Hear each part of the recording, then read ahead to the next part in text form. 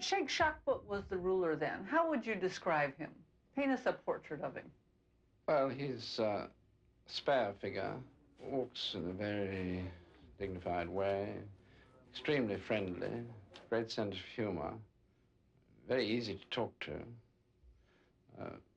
very inquisitive about what's going on around, loved to hear the radio.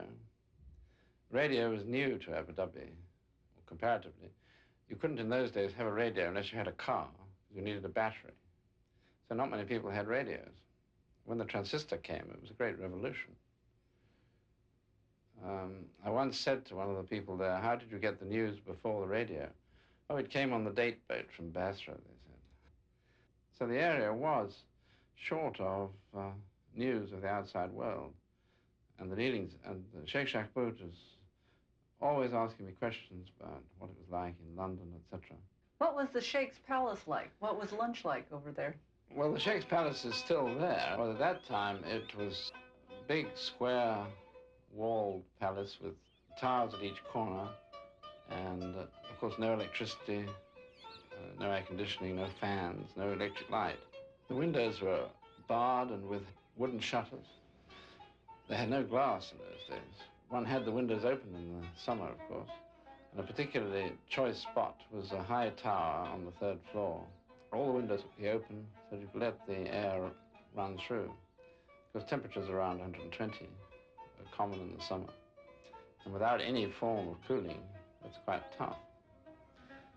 But life was simple. We had a lovely lunch. It was usually rice and mutton. They had very few delicacies there. One couldn't purchase in the market any sort of food from abroad, apart from rice, which was imported from India. How would you describe Sheikh Zayed to us? What kind of a person? What kind of a philosophy of... I first met him in 1948, when he was the governor of the central area around Nahyan. And he, of course, like his brother, the ruler, had very little money. And he had a large population of Bedouin to keep happy. And it was due to his amazing personality that he held the area together. He had a marvelous memory. He knows everybody. These hunting trips, which people nowadays perhaps think are frivolous, were part of life.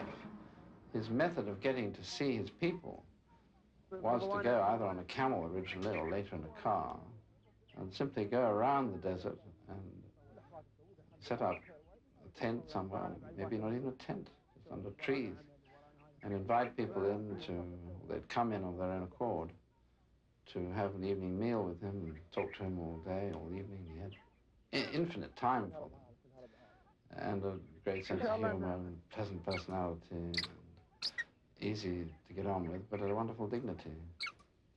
And I think his real call to greatness, in a sense, started in those days when he had so little.